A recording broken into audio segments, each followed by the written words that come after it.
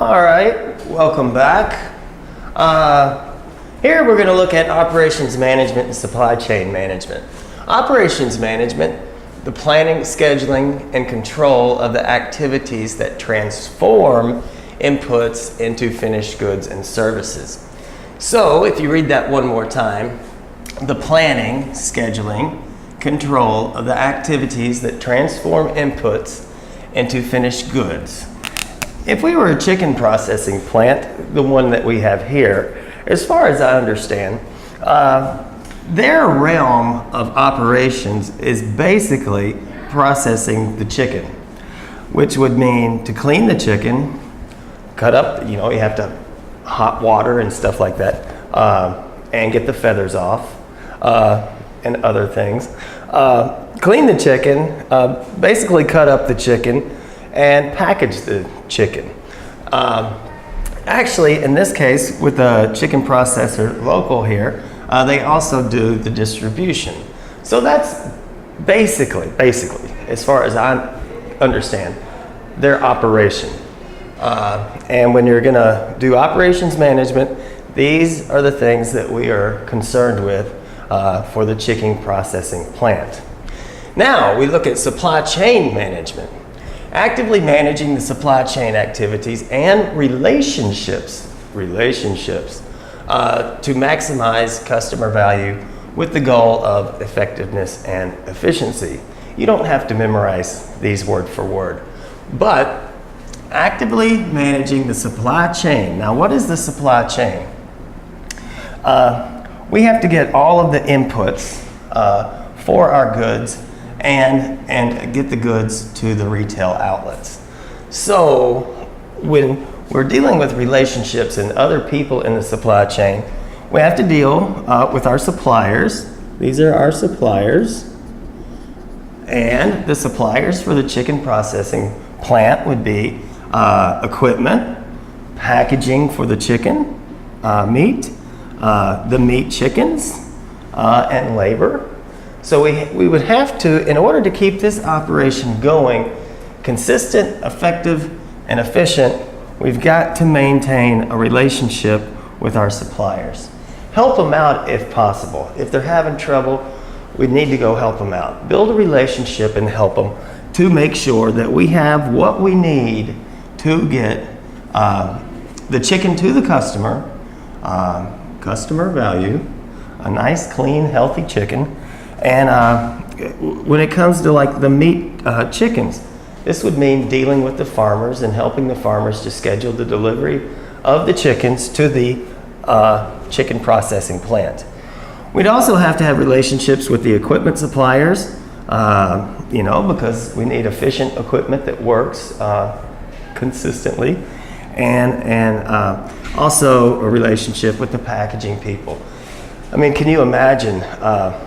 If anything goes wrong here, the whole operation goes down. And so we have to build a relationship to make sure we have the supplies, we have the chicken, we have the appropriate equipment, even the services that would keep the equipment in good working order. And also, we have to deal with labor. I put labor out here because labor is, the supplier of services. So, what we see here is, this is, let's say this is your operation, the chicken processing plant. Now, we need relationships with the customers, we need relationships with the suppliers. But what we have here, we have two terms, upstream activities and downstream activities. The upstream activities include anything that goes into producing what we need to get the chickens to the customer. That becomes before our operation. The downstream activities come later. That would be the retail outlets, the stores, the restaurants that cook the chicken for the people.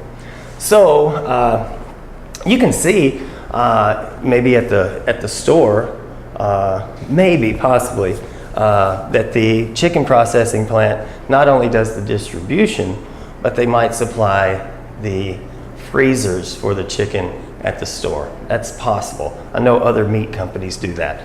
So they're building a relationship with their outlets and helping the downstream activities create customer value. Okay, so now that's upstream activities and downstream activities. Now we have two concepts, backward integration and forward integration. The chicken company, as it is, the processing plant, has decided in some cases to go forward integration, going forward into the downstream activities by having their own retail outlets. They could have their own restaurant as well. Coming backwards, the chicken processing plant could begin, it's an option. Instead of buying the chickens, they might produce the chickens on their own. So now, if they took over this and did backward integration, took over the raising of the chickens for the chicken meat, the meat chickens, then they would have to worry about getting the chicks, the food for the chicken, and say water for the chicken simply. If they decided that maybe they wanted to go further backwards, they could become the supplier of their own food.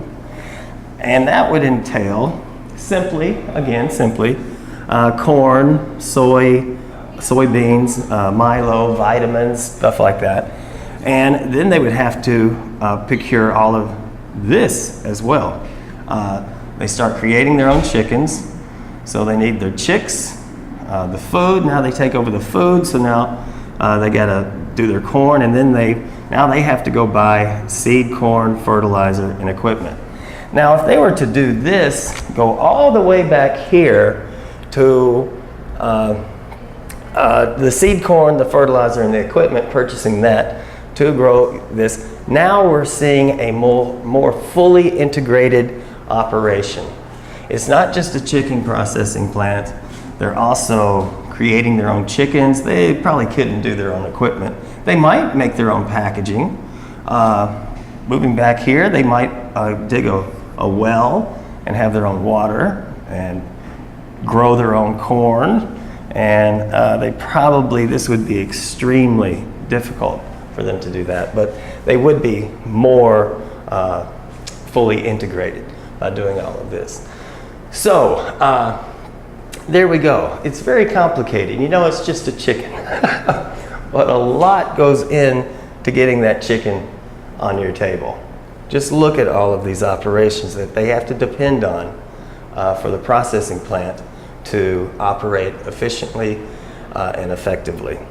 So there we go. There's our big supply chain with our upstream activities, downstream activities, opportunities for backward integration, opportunities for forward integration.